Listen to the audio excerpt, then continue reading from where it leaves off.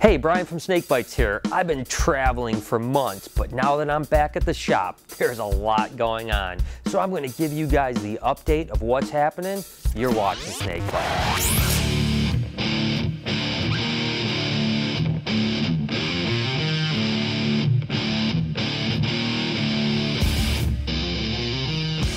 There's times that the shop is clean, and well, there's times where it's just a complete mess. These are all actually revamped new cages ready to go for pythons. That's right, it's the python breeding season here, and we go and rearrange all our animals into breeding groups, but we also want them to be really clean so that when we're breeding them, they're pretty much immaculate cages. So we're in that process now of doing a really big revamp and readjusting everything, and we're gonna start putting males and females together any day now. There's some really cool projects that we're working on, even animals like this fire Walnut Python. That's just a really neat animal. We're actually going to take it into a super entry. I have no idea what the outcome's going to be, but it's going to be pretty awesome. And again, a lot of really cool entry stuff for the first time. We have an entry Mojave spider that's just a beautiful snake. I mean, I just really, truly love this animal. And this is going into some entry combos as well to hopefully make some super entry stuff.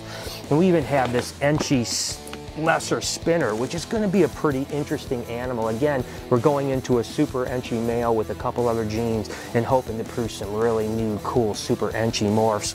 But it's not just entries that we're working with, even stuff like the darker animals like the Winter, which is a cinnamon pinstripe Walma, which is pretty interesting looking. It's a little bit dark, but we're going to take that into the Enchi Kingpin, again inserting that Enchi gene. I know I'm sounding like a broken record here, but you guys know I love the Enchi stuff. But again, there's all kinds of different animals that we're getting going into breeding groups, axanthic stuff, albino stuff, kingpins, all kinds, even stuff like triple gene spinner blast. This girl is just a nice animal. She was bred to a killer clown last year, and this year we're going to take her to a black pastel lesser. So who knows what we're going to get, some kind of pewter lesser spinner blast stuff. But again, there's just so many exciting projects this time of year, but it's a big process to get ready for the breeding season here. Again, we have to think what males we want to breed to each one of the females. Then we have to rearrange the entire collection into breeding groups, and then of course do the revamp. And then the next step is putting males in with females. What animal caused Chewy's most painful bite?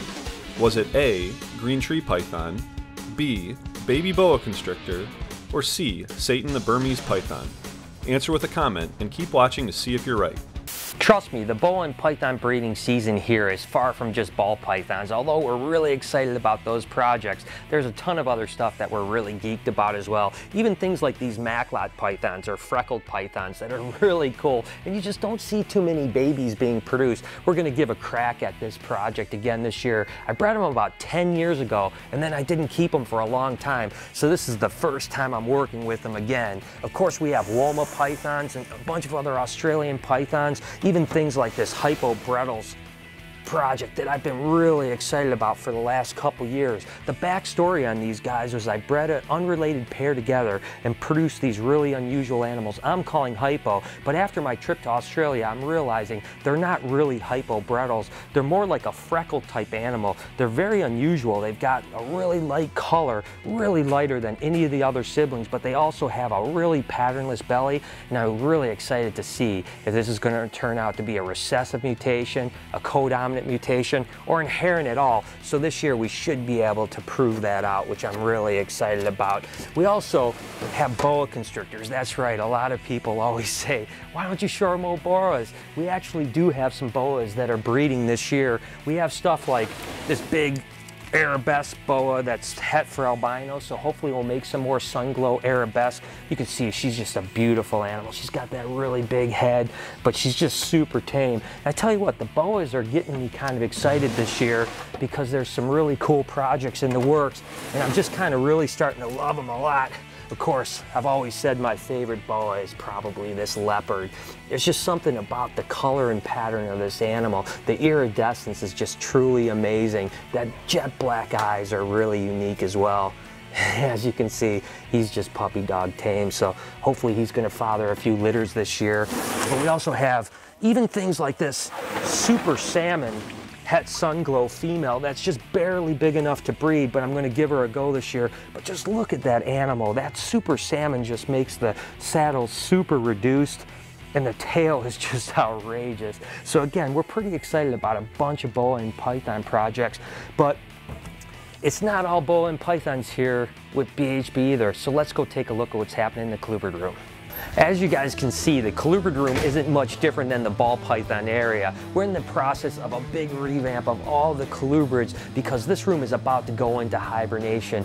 You guys can see all the nasty, dirty tubs. Now, every cage in here has already been revamped, so they're all nice and clean. And I always say this is my favorite time of the year as a colubrid breeder because you can open up any cage and it's just perfectly clean, no poop or anything. We spot clean these guys during the summer every single day, but they eat so much that right after you're done spot cleaning, sure enough, they're gonna poop within another 10 or 15 minutes. You just know it. So it's great to walk around here and see just beautifully clean cages. And these guys will go down into hibernation probably in another 4 or 5 days. It's gonna be 50 degrees and black for 3 months. Some of the cool animals in here are things like this ghost Honduran milk snake. And again, I just appreciate them so much more when they're just spotless like this. It just makes you feel like the animals are so happy and they're ready for hibernation. As you can see, just loads of tubs everywhere. This is just what happens every single year here in the colubrid room. And again, it's going to be nice to kind of get these animals out of our hair for a couple months too and put our efforts into things like the pythons and raising up next year's crop. But there's some beautiful snakes that are going to be up to size to breed next year. Things like this Tesseracorn. I mean, my gosh, what a beautiful snake. Now, this is a codominant mutation. Of course, it's a color and pattern mutation, but mainly a pattern mutation with this really cool striping, and the belly pattern is just completely missing with the black lines down it. It's a really neat animal, and we have a nice group of these guys up to size now, so we're pretty excited to see what we're going to produce from them. But again, aisles and aisles, I tell you what, the job of revamping in here is terrible, and I gotta be honest with you, Sam is responsible for the majority of it. But this is another snake I'm pretty excited about. These are albino jelly Brooks King snakes, and I've always been a huge Brooks King fan, but the albino jellies just are really cool. They have that really cool contrasting. I've never seen a snake quite like it, but I tell you what, one thing about hibernating snakes is as they're cooling off, they love to musk, and ugh, this guy just got me. It's pretty stinky. Glad you guys can't smell it. This is actually a cool new project that we're just working on right now. This is a cinder sunkist, and there's not too many cinder sunkists out there. This is a corn snake, and we're hoping to breed it into a handful of other things this year and really work this cinder gene. Cinder is another kind of form of anearthristic, but it's not compatible with the black corns that we work with now. So it should be pretty interesting to see how it looks with other things, because again, the cinder gene does some different stuff than the other anery stuff. And speaking of another anery corn, look at this. This is actually a dilute black motley corn. Now, the dilute gene is really interesting because it just kind of strips away some coloring, and you don't have to always have them in anery, although that's where the dilute gene actually started. But just look at the pinks and peaches that come out in the snake. It's really a cool animal. Again, we have so many corn snakes and king snakes. Of course, we have a bunch of different double het scaleless corns. Again, it's pretty much just a normal looking corn snake, but the scaleless corn project is really exciting. We have a whole bunch of different mutations that we've got up to size that should breed this next year. So the colubrid season is looking pretty awesome. These guys are about to go to sleep. Let's check on a few other things.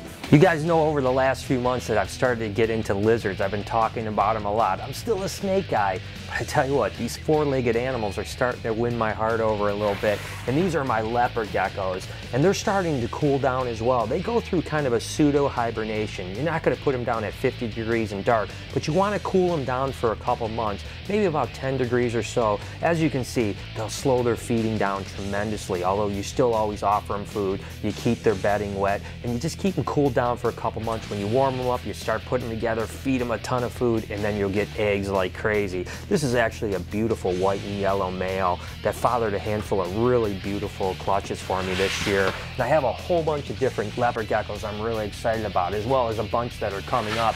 But there's just some really beautiful animals, things like this hypo right here, this hypo leopard gecko that's just lacking most of its pattern. Or this, look at this animal here. This is really cool. This is a bold striped bell albino.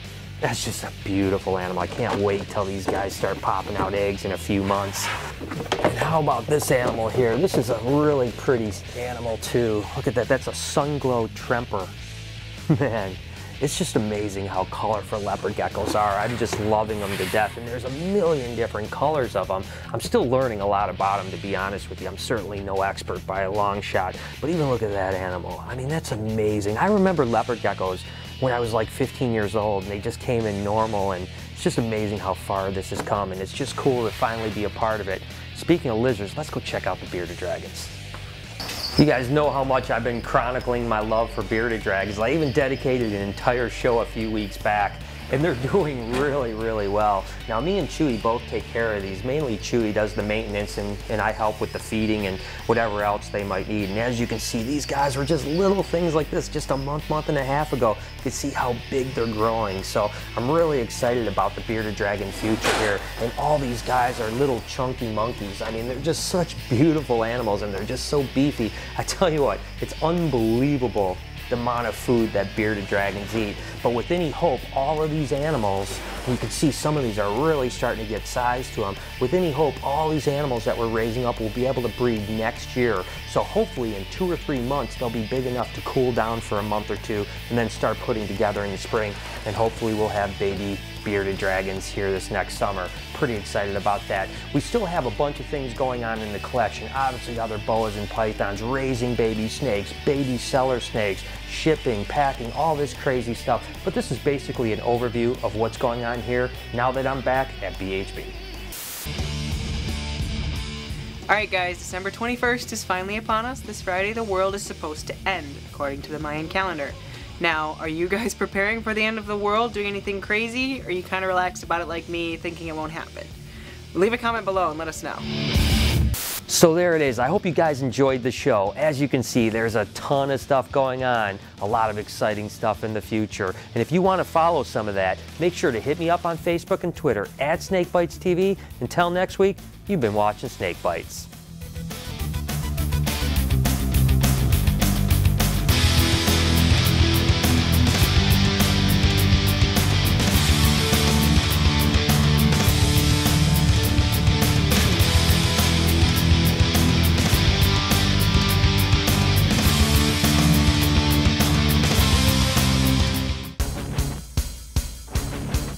So what animal did cause Chewy's most painful bite?